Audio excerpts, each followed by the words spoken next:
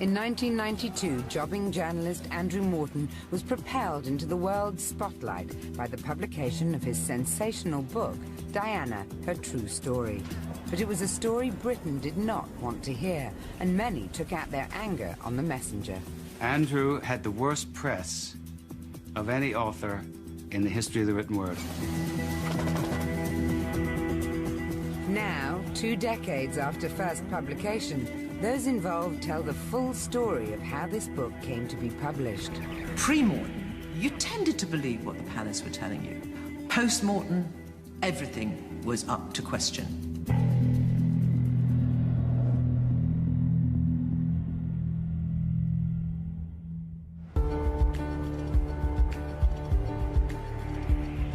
The royal family. For centuries, the embodiment of national pride, identity, and unity. On the outskirts of London, in the archive of author Andrew Morton, is evidence of a scandal that nearly destroyed them. These are some of the tapes, Diana. There's a tape here about Camilla Parker Bowles. The contents of these tapes are well known, but the full story behind Morton's incredible scoop that nearly brought down the House of Windsor all began in the 1980s, when he was working for a minor tabloid, the Daily Star, as a royal reporter. Breaking stories on the royals was always a difficult task for journalists. Coverage had been the same for decades. Every member of the royal family was treated with respect, and royal reporters didn't speak until spoken to. But the new princess, Diana, young and modern, started breaking down those barriers. Diana flirted constantly with various individuals in the media. She knew all of them, the regulars, by name, and she would seek certain ones out.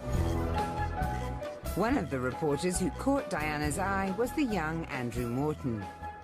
In Italy, one day, Diana straightened Andrew's tie. And Andrew was a blusher, and he blushed a deep crimson while everybody looked on all agog at. Morton and the Royal Rat Pack followed Diana and Charles around the world. And it tended to be the lighter side of royal life that was reported. This was because the one overriding concern of every royal reporter was, don't upset the palace. The palace was powerful enough in those days, and it was well rumoured that if they wanted to, they could get editors to sack royal correspondents they didn't particularly like. Access is essential. Every journalist tries to talk directly to the source. But for royal reporters, that just wasn't an option. The journalists following the royal family can't actually talk to their subjects. You can't go up to the Prince of Wales or the Queen and interview them and ask them things. The royal family saw themselves as the firm, and every member said the same thing. You towed the party line, and what you talked about was the good works you were doing, the travels you were doing, the overseas visits you were doing, and nothing else. You didn't talk about personal feelings. It's a shadowy world, being a royal correspondent. You do deal with the press secretaries, the official channels. If you haven't got a checkbook, then the only other avenue of contact for you, in my case, were ladies-in-waiting, the occasional friends of friends. But it was a difficult world in which to establish any true journalistic contacts. Every royal engagement was a chance to widen the network of contacts, and Morton pushed himself further than most. So the job of the royal reporter was always to look behind the theatre, to go behind the scenes, to get into the dressing room, to see the royals, as it were, without their makeup on. On the 15th of October 1986, covering a royal visit to St. Thomas's Hospital in central London, Morton met someone who would change his life forever. Diana was opening a scanner, and she was shown around by a guy called Dr. James Colthurst. It was clear that he was more than just a doctor, he was a good friend of hers. The radiologist was a long-time member of Diana's social circle. They'd met as teenagers on a skiing holiday. And Morton realized this doctor could be a contact worth cultivating. I invited him out for lunch in the time-honoured way. We started playing squash together, and we developed something of a friendship. Over the next 5 years, the doctor gave Morton lots of help as he developed his career as an author specializing in the monarchy. James had helped me with this kind of frothy lifestyle book called Diana's Diary, and actually Diana liked that book. In early 1991, as Mourton researched his next book on the monarchy, a rumour began circulating around newspaper offices. There was this drumbeat of stories about real friction within the royal marriage between Charles and Diana, and it was getting hard to ignore. But no one would go on the record to confirm these rumours, so this story remained virtually unreported. What I didn't know at the time was that the War of the Walesers was becoming quite intense. Diana felt that Prince Charles was living a separate life with his mistress, Camilla Parker Bowles. She was the mistress of Highgrove. Diana spent her days alone at Kensington Palace. She felt that Prince Charles had his own camp, who would always say Camilla and Charles are just good friends, and to think any more is just outrageous and a nonsense. And she was dismissed as mad. So she was living in this Kafkaesque world where she could see the truth and everybody was denying the truth. Then a series of articles were published that criticised the princess. Diana thought these may have been fed to the press by supporters of Charles. She saw it as a huge injustice against herself, and she just felt kind of out of control. Using Dr. James Colthurst as an intermediary, Diana made Mourton an offer. Would Andrew like an interview? And, you know, of course the answer was yes. And that's how the process started. With that simple question, Mourton had just been offered one of the greatest royal exclusives ever. But, with the palace ever watchful, how could he interview the princess? It was quite obvious that if Diana was going to speak openly, there was no point in me trying to see her, because I was well known to people at the palace. And so the only way to do it would be for James to go to Kensington Palace and ask questions that I'd earlier prepared. Mourton hoped that if he could get an honest and personal account of Diana's life, it might enable him to write the inside story of the Walesers. What he actually got was more than he could ever have hoped for. James called me one Saturday and said, I'm in Ruislip, I'm doing a medical course, come and meet me. And we found ourselves sitting in this working man's cafe. And we had a bit of small talk, he ordered a cup of tea. James took the tape out and I put on the headphones and started listening to Diana talking. How do I describe this? It was like he was a prisoner who had not been allowed to speak to anybody for 20 years. And she was spoken in a torrent. The words just tumbled out as though she had to get the message out before the guards came. And that was the feeling that I got from listening to her talking about this woman, Camilla Parker Bowles, about suicide attempts, and about this eating disorder. I was shocked. I mean, here I was a guy who'd spent the last few years of my life following her around, and I had no clue about any of this. I wasn't allowed to touch the tape other than just to hear the few minutes that he played me, and off he went. And I walked out of that cafe like I was walking into a parallel universe, that I'd been entrusted with this huge secret. Why was she cooperating? Giving out her innermost secrets with no guarantees that I wouldn't go to the News of the World the next day or one of the other newspapers. It was an extraordinary act of faith on her part, and, in a way, an extraordinary act of desperation. 1991. Andrew Mourton, journalist and author, had just learnt an incredible secret. He'd listened to a tape in which Princess Diana revealed her private misery. This could be the greatest royal scoop ever, but Mourton knew this wasn't the stuff of tabloid exposés. It had to be treated sensitively in a serious biography. So Mourton took Dr. James Colthurst, the close friend of Diana, who'd made the recording, to meet his publisher.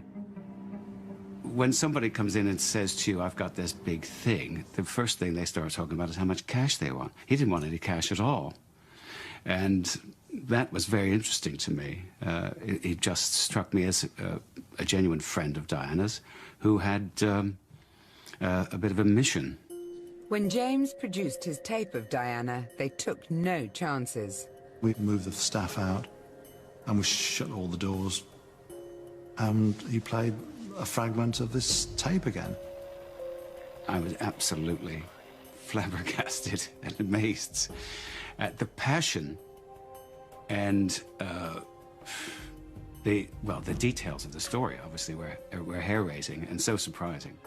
Amara quickly realized Diana couldn't be revealed as the source of this book. Her involvement would have to be kept secret. Mike said, well, this is all very well, but how on earth are we going to prove this? Because obviously it was clear to all of us that if Diana was to become intimately involved in this project, she'd have to have deniability. Diana hadn't considered the consequences at all. She was really reckless. She hadn't thought this through. It was quite clear if one had done what she wanted, she would have been found out instantly. Their fear was if Diana was discovered as the source, the palace would use its power to stop her, and the book would never be published. So Mourton and his publisher came up with a plan. Andrew would go out and interview a lot of the very closest friends of Diana and use them as Diana's voice. So when we discovered something from Diana, we got other people to say those things. And so the secretive process of interviewing the princess began.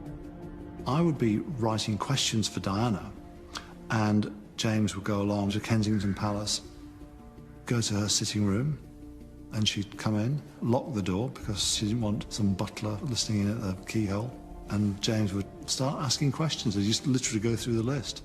For each startling revelation, Mourton needed someone to back up the princess. Diana even approached some friends herself, asking them to cooperate, such as old school friend Carolyn Bartholomew. Carolyn Bartholomew agreed only to speak about her school days, but she did also speak about Diana's bulimia. As the months went by, the book slowly took shape. On Fleet Street, stories sympathetic to Charles continued to be published. To help Diana redress the imbalance, Mourton wrote a series of articles. He did an article for us called Truce, which was an attempt to try and stop the briefing and the counter-briefing that was coming from the Charles and Diana camps. I mean, by this time, to my amazement, they had basically formed two camps. In medieval times, it would have been two armies, and they would have fought in the middle of Hyde Park or something. Mourton's articles weren't based on gossip, but accurate inside information, and it didn't go unnoticed. I think the reason why the royals became slightly troubled by what Andrew was writing was the quality of the information he was getting. He was getting some really interesting news about the workings of the Prince and Princess of Wales's office and the people around them. This was a new direction he was taking royal reporting. In July 1991, there's some notes about a call from Richard Kay. It says, "You've got them rattled. Be careful. They're looking. Because you're getting it right. They're turning the place over very quietly." Someone from the palace, I believe it was one of the private secretaries of Prince of Wales, had called me up and asked me, had I seen Andrew, did I keep in touch with him, and did I have any idea where his stuff was coming from? And just by that, I knew it meant that they were concerned about it. A few weeks after that, actually, my office above an Indian restaurant was broken into. The door was broken. Files were rifled through. A camera was taken. James always kept the tapes, so it was difficult for anybody to find material. But obviously, you know, there was bits and pieces written down on notebooks. When Andrew's office was broken into, it was, oh my God, here we go. The feds have broken in. It's Watergate. Who did it? I've no clue. But it was a remarkable coincidence. I knew that he was getting a lot of strange phone calls, and he was convinced himself that his phones were being tapped, which seems highly likely under the circumstances. Fear of surveillance wasn't Andrew's only concern. No one was willing to go on the record about Diana's allegation that Prince Charles was having an affair with Mrs. Camilla Parker Bowles. Without verification, it would have to be dropped from the book. News of this was relayed to the princess. She was furious, and she was at Balmoral at the time, and she went to Prince Charles's briefcase and found a handful of letters and postcards from Camilla. She gave them to James, he let me have a look at them, and they left me in absolutely no doubt whatsoever that this was a relationship that was ongoing. Even that wasn't enough to prove that they had a sexual relationship. So we went to see a top libel lawyer, charged us £3,000 an hour, even in those days. He quite simply said, you can't publish that. He said to me, Mr. Morton, who do you think a court's going to believe, you or Prince Charles? I said, well, OK, we know they're having an affair, you know they're having an affair. We can't say it that way. How can we say it? And then he started earning his money. He said, if you don't talk about their affair, talk about a secret friendship. That might help you through your difficulties. Armed with these magic words, Morton completed his manuscript. His next step was to send it to Diana for approval. At first, she would delete whole sections. Anything to do with anybody that wasn't her, she would delete. So what we were afraid of was that the message was going to be blunted. There's one piece here that she's deleted that her first thought was of Camilla as she walked down the aisle at St Paul's Cathedral, seeing her in her grey dress and her grey hat. And I said in a note to her, these are key pieces of evidence and absolutely crucial to the story. The whole Camilla theme is blunted without this factual evidence. To give her great credit, she recognised the fact that what she said had to go in the book and what she knew to be true had to go in the book. And so her alterations are very few and far between. February 1992. Andrew and his publisher knew that the finished book would cause a sensation. To maximise publicity and income, they needed a deal for newspaper serialisation. With an asking price of £250,000, they headed to Wapping and approached the Sunday Times. I turned them down. I said I didn't believe it. I said rather sniffily, this is better off in a tabloid, not in the Sunday Times.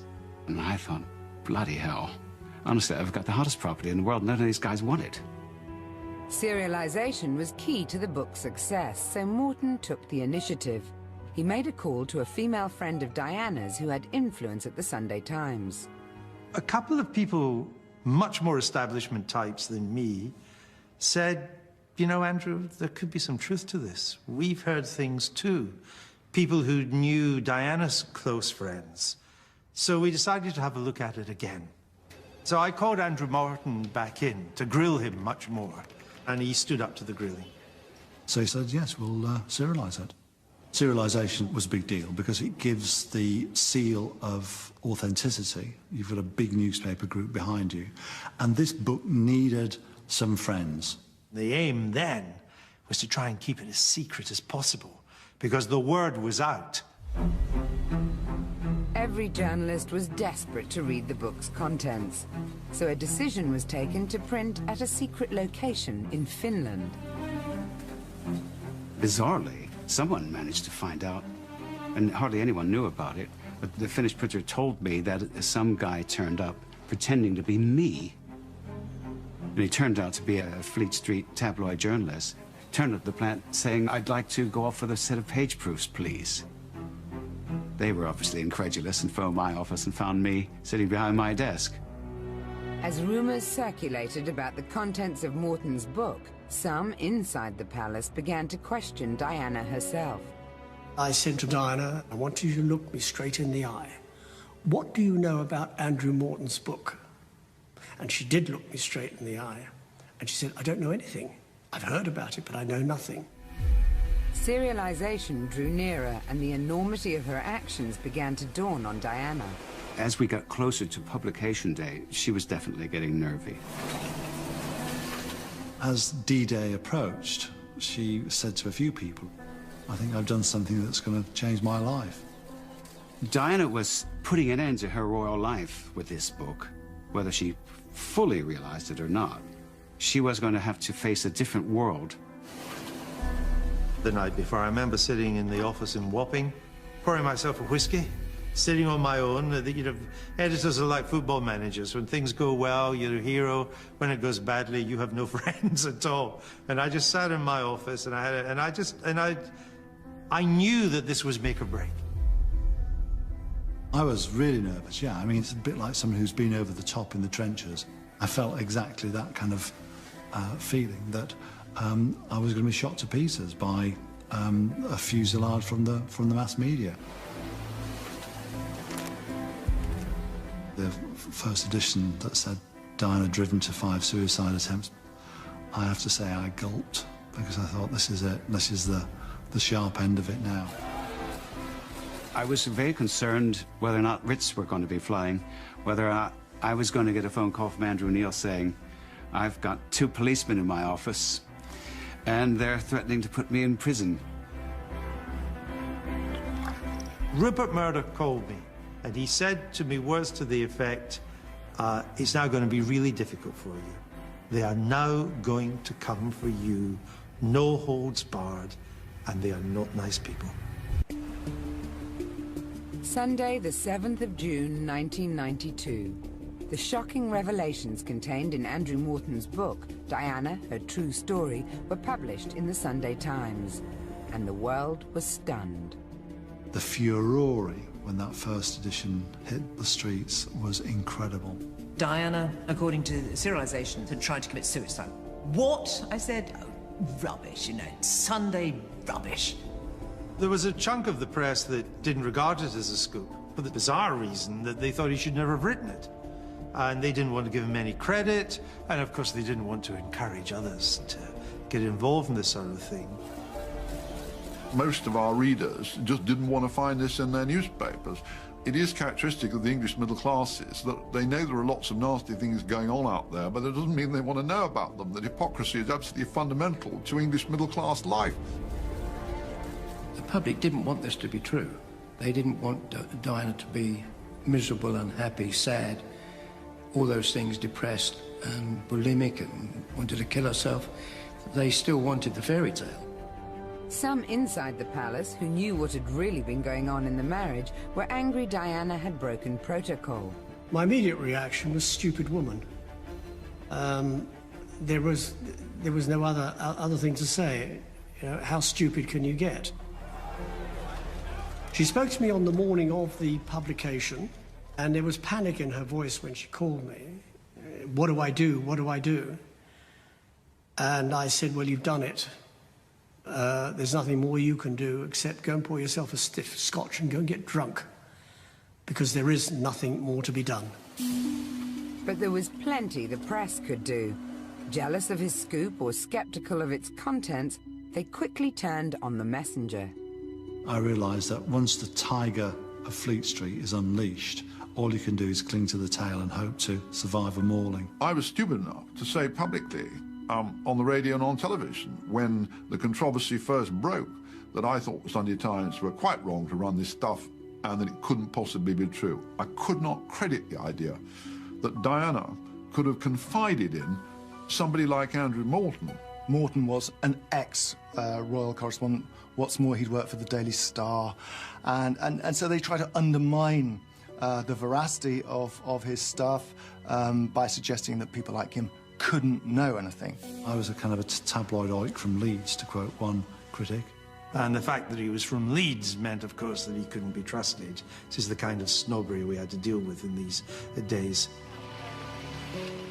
The press criticism intensified, and now, fearful the revelations could damage the monarchy itself, those in authority attempted to discredit everyone associated with the book. It's an odious exhibition of journalists dabbling their fingers in the... It was the establishment red in tooth and claw, really out for blood.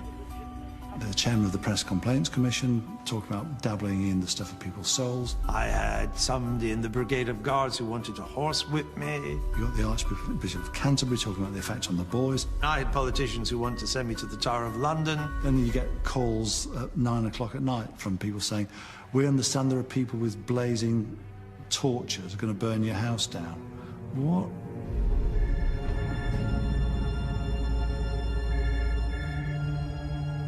Death threats were made by an Irish paramilitary organisation of some kind to my publishers and passed on to Scotland Yard, and they took it seriously. It wasn't just Morton who was fearful. The media spotlight was now focused on some of the book's contributors, like Diana's old school friend, Carolyn Bartholomew. Had she betrayed her friend? I really can't comment on it. If the book and those behind it did not have the princess's blessing, Diana's story was in danger of being lost. The princess needed to do something. She was due to see Carolyn Bartholomew, and she was having serious cold feet about going. And James spoke to her, Carolyn spoke to her, and said, you know, you've got to go. You've got to show support for your friends, because they've stuck their necks out. Diana agreed to the meeting, and Morton decided to play the press at their own game. He phoned all the major newspapers, anonymously alerting them to the princess's visit. About 7 o'clock at night, Diana turns up, and William, Carolyn's husband, calls me and says, there are no photographers. Photographers had turned up, but had missed Diana's arrival and left. So Morton phoned an old friend he knew he could trust. I'm at home in Chelsea, and the phone goes. And the voice says, are you able to go to Caroline's house, be there for 9 o'clock, and Diana will be leaving at 9? You'll be on your own. Yes, I said. This never, ever to be spoken about. Right. So I go round, I get into the street, walk 50 yards up, camera ready. 9 o'clock, the door opens. I thought, crikey. Out comes Diana first, followed by Caroline and her husband holding the baby. She gave Caroline Bartholomew this enormous hug. Well, you wouldn't do that to someone who had betrayed you. And we took this as a clear visual symbol that Diana was telling the world that actually she had authorized what Caroline Bartholomew had said. Still, we didn't know that Diana had spoken, but if her friends had said it, then, and Diana had told them to, then it gave a whole new edge of veracity to the book. It wasn't necessarily endorsing. It was just Diana being manipulative when it came to the media. She once told me she was hunted and haunted by the media. But if you caught them on the one hand and rubbish them on the next, well, you can't help but being hounded. If you're asking for it, then it's going to happen. You can't pick and choose when they're going to do it. Although the photo convinced many the book had Diana's approval, others were still reluctant to believe it. Some of my executives, who were much more savvy and sensible than I was, formed up to me, not once, but repeatedly, and they say, Max, you've got to get real. The Morton story is true, that all this is for real, that Princess Diana has confided in this guy. She is unbelievably unhappy. This marriage is cracking up. You have got to start reporting this story. And I hung on and hung on, going on digging my hole ever deeper, insisting that this couldn't be true, that Diana couldn't possibly have done this. And, of course, I was absolutely wrong. It was a wake-up call for the establishment, because they had to start thinking, well, hang on, this isn't just some tabloid tittle-tattle.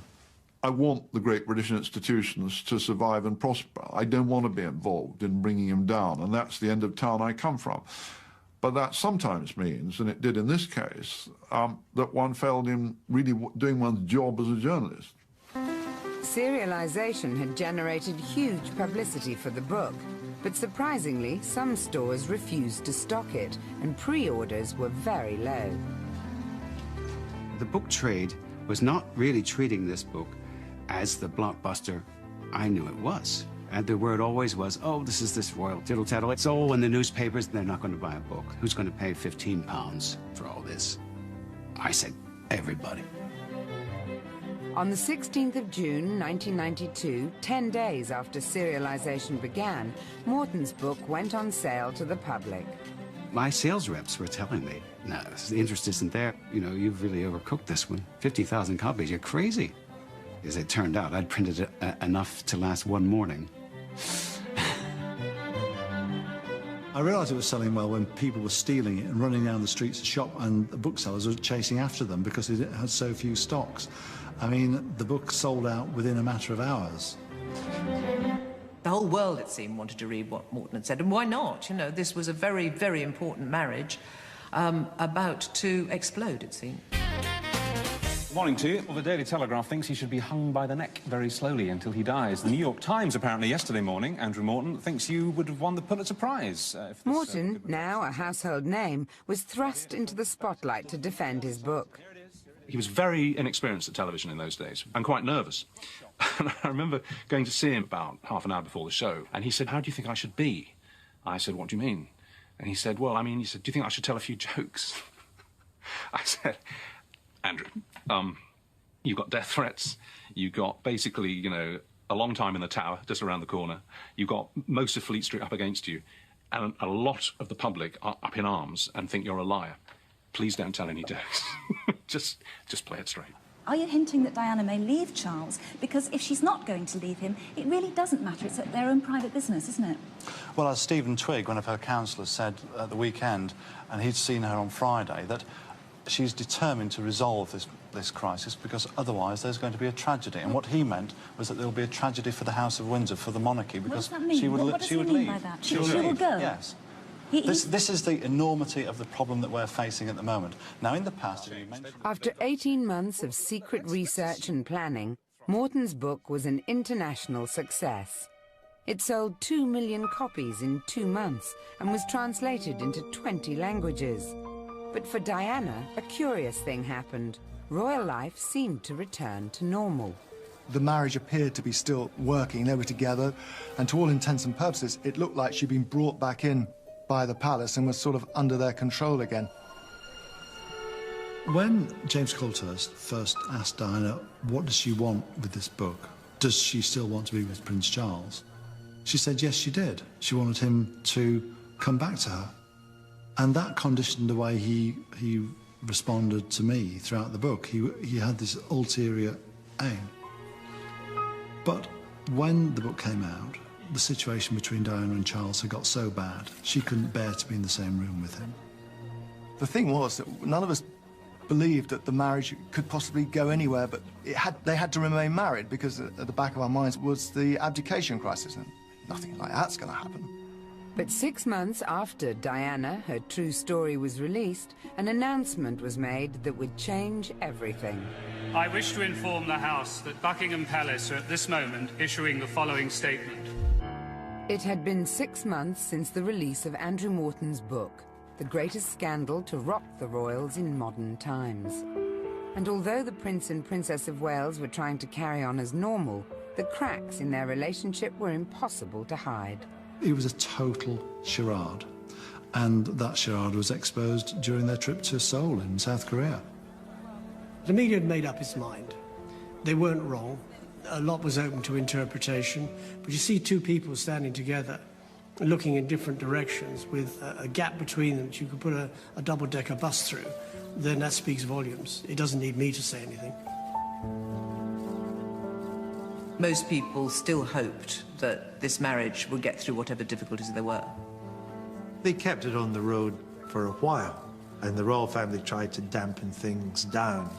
But as the year went on, it was clear it was all over. It is announced from Buckingham Palace that, with regret, the Prince and Princess of Wales have decided to separate. Their Royal Highnesses have no plans to divorce, and their constitutional positions are unaffected. It was a big deal. I mean, this is the future king and queen after 10 years of marriage. The fairy tale was ended. There was widespread shock. I mean, we all thought Charles and Diana had used the intervening 6 months since Mourton to sort out a new life together. They would work it out. Her Majesty and His Royal Highness particularly hope that the intrusions into the privacy of the Prince and Princess may now cease.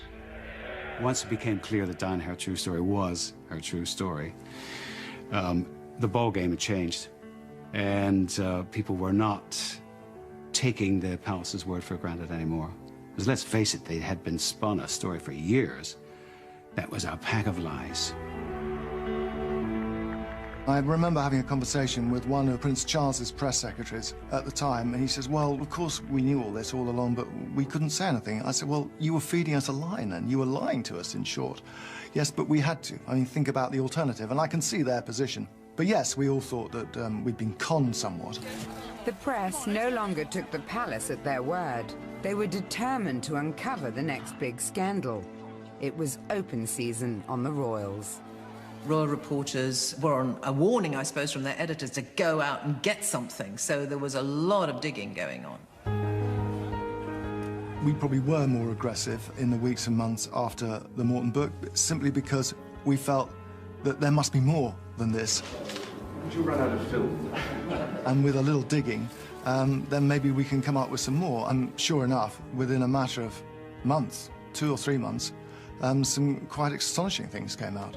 Both Diana and Charles were victims of phone tapping. Squidgygate revealed Diana's close relationship with James Gilby, and Camillagate was a huge embarrassment for Charles. These tapes had been sent to the press years earlier, but were never published for fear of upsetting the palace. Moreton's book had opened the floodgates. These tapes had been around. They'd been around since before Moreton's book. But suddenly, in that febrile atmosphere, in the summer of 1992, there suddenly seemed an appetite for anything and everything.